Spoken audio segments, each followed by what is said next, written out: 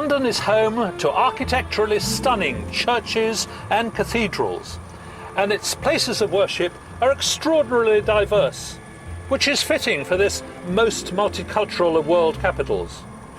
Over the centuries, many churches have been lost to fire and to war, but London still retains a wealth of religious sites renowned for their beauty and for their historical importance.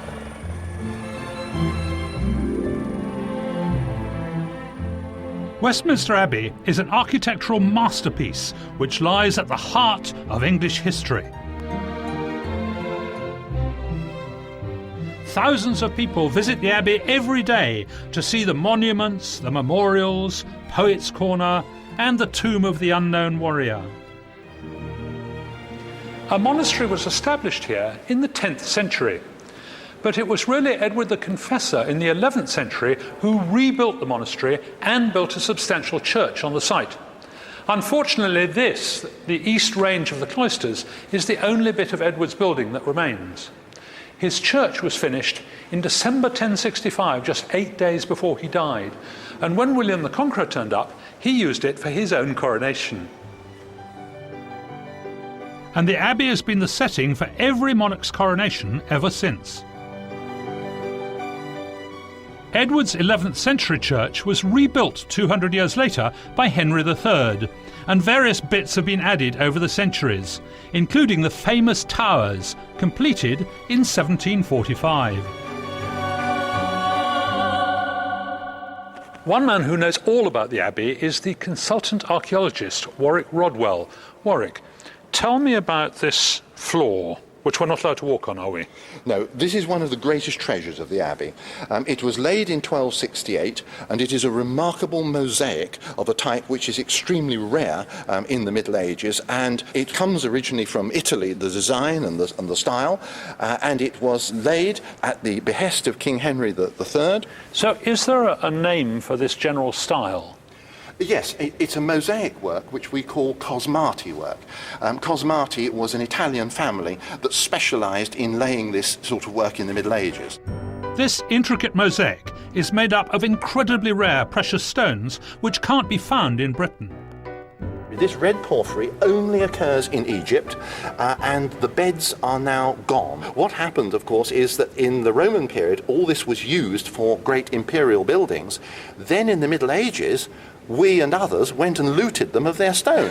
And so this red stone has already done duty in a Roman building somewhere in the Mediterranean. Right. And it was then removed by salvage contractors in the 13th century, who sold it to Henry III, who brought it here and used it in the pavement. Do you think the Italians are going to want it back? I think they sold it, probably. We may not have the receipt any longer. Wow. So, Warwick, where are we now?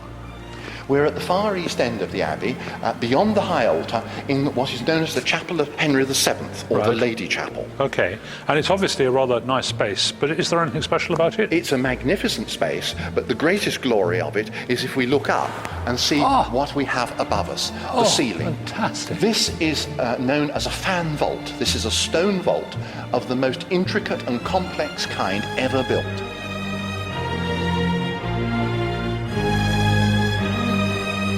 Wow, that is truly amazing.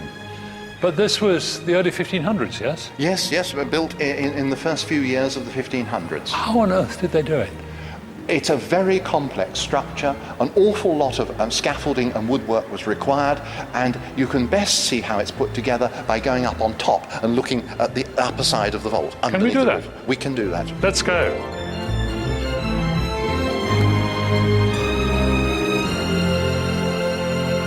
So we've come up about 5,000 steps on a very narrow stone spiral staircase. Warwick, where are we now? We're on top of the vault of Henry VII's chapel. You mean on top of that beautiful ceiling? We are standing on top of that wonderful carved ceiling with those great pendant bosses and all that detail. But there's something holding us up, not just the ceiling. No, it just holds itself up. Are we going to fall through? Well, I hope not. It's been here for quite a while. Are you sure there's nothing underneath?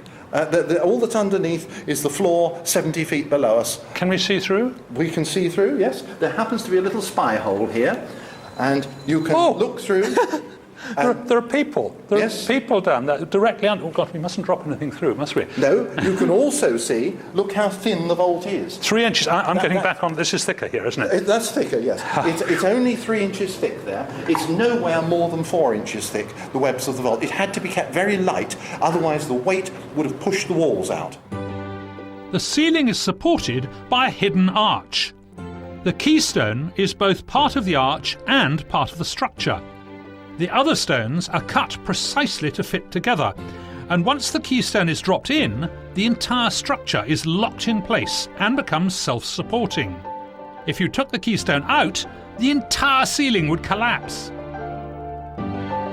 This is truly amazing. I've never seen anything like it.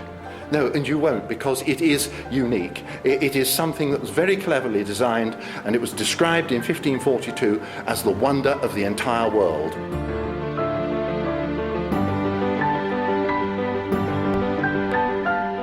Westminster Abbey has survived for over 700 years, but many other medieval churches were destroyed in the Great Fire of 1666.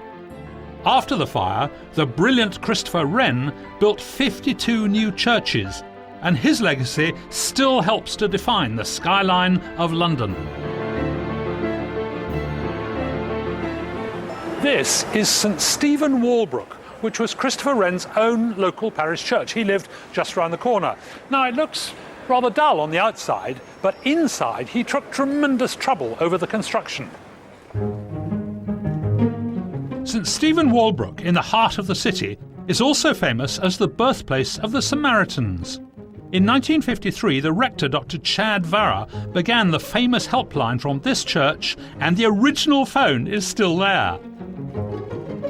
What I most love about this church is that it is so beautiful. There are some modern features like this circular altar installed by Henry Moore in 1987. But just look at the great wide open space, these magnificent pillars, and above all, the fantastic dome.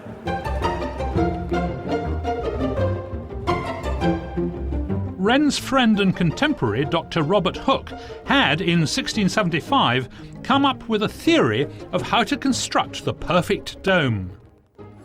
And this was how he did it. He took a chain, and he showed that if you hung it between 2 points, it always hangs in a particular shape called a catenary, which gives the same tension all the way along the chain.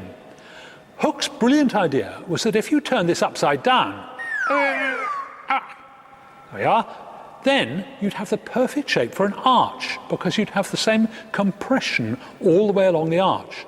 And if you then just imagine turning this through a vertical axis, then you would have a dome.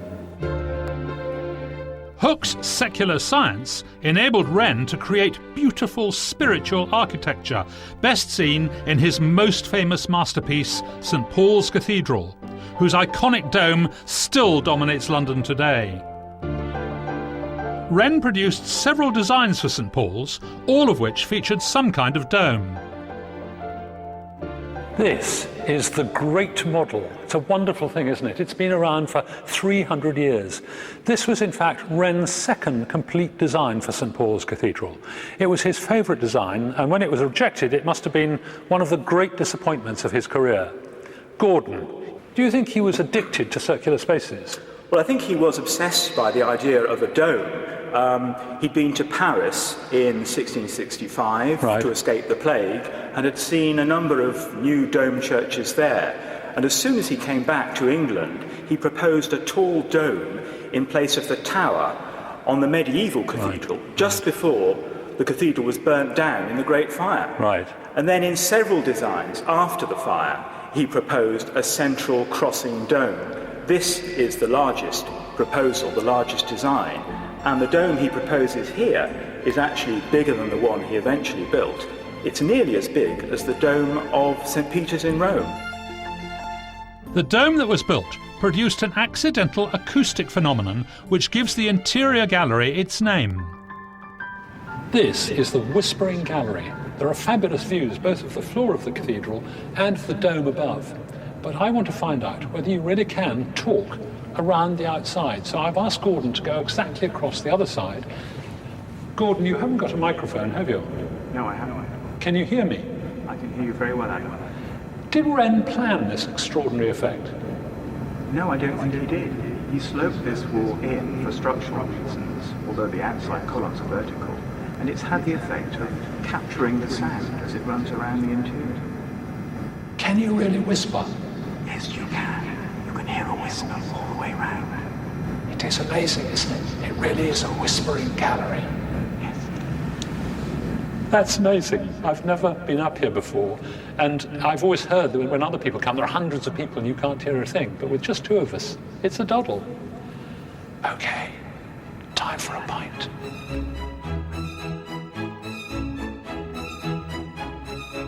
Wren was fascinated with religious buildings and once remarked that for him, architecture aims at eternity. St Paul's has certainly survived the centuries, even through London's second great fire, the Blitz of World War II. But many other churches were not so lucky.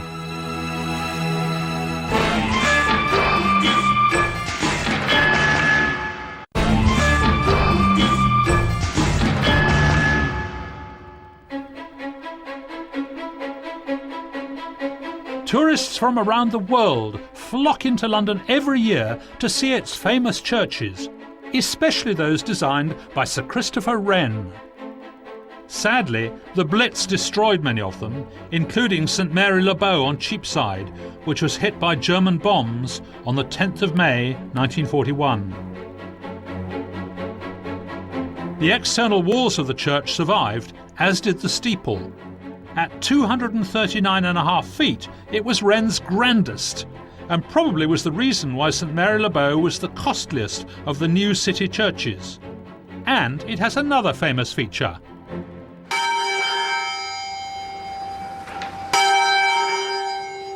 These are the Bow bells, arguably the most famous bells in London. In medieval times there was just one, a curfew bell, but now there are 12. And that one in the middle there, that is the Great Bell of Bow. It weighs more than 2,000 kilograms, 2 tons. These bells famously rang Dick Whittington back into London, and he became Lord Mayor several times. When there wasn't any traffic, you could hear these bells 3 or 4 miles away in Hackney Marshes. And indeed, anyone who is born within the sound of Bow bells is a true Cockney.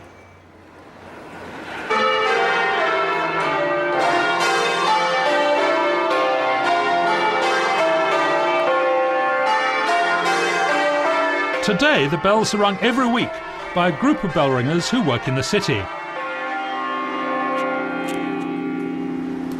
Do you think I could have a go? Come and try it. Are you sure?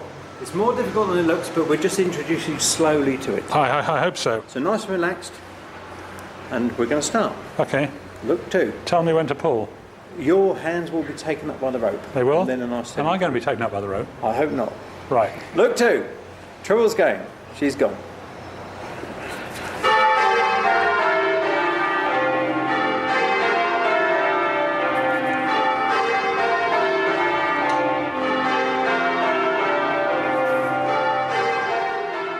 London's church bells have called people to worship for hundreds of years. Over time, Christian churches have been joined by religious buildings of many different faiths. To begin with, many of those worshippers practiced in secret because of religious intolerance. No wonder then that London's places of worship are hidden away. This street goes by the curious name of Bevis Marks, and just a few yards off it is this synagogue, the Spanish-Portuguese synagogue, built in 1701. The reason it's discreetly tucked away is that Jews were not then allowed to build on the main thoroughfares. This synagogue is the oldest in Europe that is still in continuous use today. Today, the synagogue is still hidden away, dwarfed by modern office buildings. The really special thing about this synagogue is that it's hardly changed at all in 300 years. Some people say that's because it's so hard to find. The architect was a master builder called Joseph Avis, who was a friend and contemporary of Robert Hooke and Christopher Wren. Indeed, they all worked on the same buildings, which is probably why this looks so much like a lot of those Wren churches, notably St Stephen Walbrook. It's a wonderful, big, open space with lots of light and wonderful columns, in this case holding up the gallery. This interior remains beautiful after hundreds of years, but these pews are even older, survivors from the congregation's first synagogue, founded in 1656 in nearby Creechurch Lane. This is the reading platform, the tevar, from where the service is conducted. And a major part of the service is the reading of the law, the Torah, from the scrolls, wonderful scrolls, which are kept in the ark, down there at the focal point of the synagogue, beautifully decorated with the Ten Commandments in Hebrew above them. Bevis Mark Synagogue is on the border between the City of London and the East End, which was the original home of the Jewish population. Indeed, you can still see signs on some of the buildings. The East End of London has seen successive waves of immigration, and this is reflected in the religious buildings there. This building here on the corner of Brick Lane was actually built in 1743 as a Protestant church for the Huguenots who were running away from religious persecution in France. Then in 1898 it changed to become a synagogue for all the Jews, and in 1976 it changed again to become a mosque for all the people from Bangladesh who now live in the area, which just goes to show how the changes in a place of worship tell you something about the evolution of the area. And the very number of churches in an area can also tell us about how London was growing. Victorian London saw an explosion in population, and so new churches were built by the hundred, leaving London a legacy of grand 19th century buildings. When Roman Catholics were allowed to build their own churches, they put up such spectacular buildings as the Brompton Oratory and Westminster Cathedral. These churches are ornate and highly decorated inside, rather like churches from the Orthodox Eastern tradition of Christianity. Here in Chiswick is the UK's first purpose-built Russian Orthodox church. The dazzling interior of the crypt follows the tradition of rich and abundant decoration. Work began on the church 10 years ago, and its traditional Eastern Russian exterior was finished early on in the project. However, above the crypt, in the main body of the church, the builders are still hard at work, but they seem to have left some curious holes in the wall. I asked Douglas Norwood, the architect, to explain. Douglas, I've noticed that there are a lot of holes in the walls, like sort of pigeonholes. Are they a mistake? No, that's not a mistake. The plasters would like us to think it's a mistake because they would like to fill them in. But they are the elements of a resonator. Resonators? Is that for the music? It's because the Russian Orthodox Church has these large screens in front of the sanctuary. It's called an iconostasis. And the priest, a lot of the time, is behind that screen. And unless we can control the acoustics very well in the building, the congregation can't hear what he's saying. But they didn't have breeze blocks in Russia, so what did they use? Clay water pots. Oh, really? Which were bedded on their sides in the thickness of the wall. With the mouth sticking out? With the mouth sticking out, yes. Oh, wonderful. So it's a bit like blowing over the top of a milk bottle. Exactly the same thing. That's the effect that you have. It's amazing that this old technology is being used again in this modern context. But to create the church's most crucial and traditional element, they've used the very latest technology. This dome has sat on top of the church right next to the busy M4 for 10 years, but its striking blue colour looks brand new. And that's because the tiles are coated with an enamel that amazingly sheds molecules to clean itself. As Wren used Hooke's mathematical formulae, today traditional Russian domes are made using space-age technology. Immigration has meant that traditional architectural forms from around the world have been recreated here in modern London. But perhaps none is quite as surprising as this little piece of Thailand in the middle of leafy Wimbledon.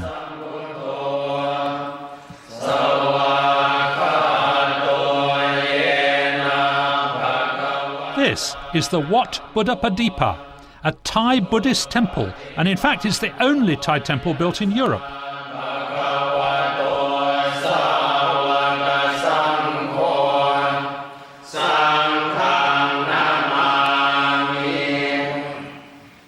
The temple was designed with a traditional Thai roof known as a Jaturamukh and was begun in 1979. The most amazing thing about this temple is the decoration inside. And one of the chaps who did it was Pang. Pang, how long did it take to decorate this temple? We started in 1984 and finished by 1992. Right, 8 years. Yes. Long time. And how many painters did this? 25 altogether. Really? All from Thailand? All from the Fine Art University. Oh, tell me about the painting up on that wall. We have to introduce the people to the story of the Buddha, Right. starting from the birth of the Buddha, which is that one, Right.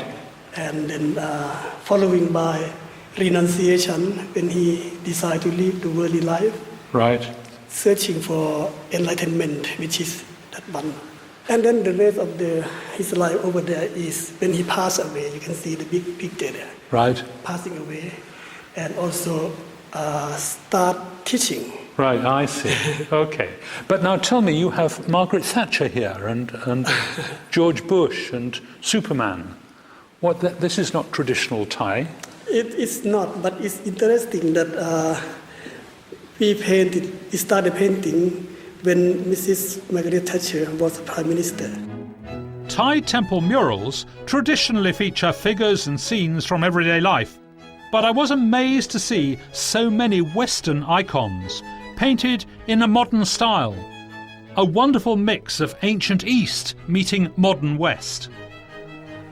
As London becomes ever more multicultural, places of worship are being built in an ever-increasing variety of styles, many of them following traditional designs, but constructed using modern materials and methods. 300 years ago, after the Great Fire, Christopher Wren built 52 churches, essentially defining the City of London. But even in today's much more secular age, there are still parts of this city that are being built for faith.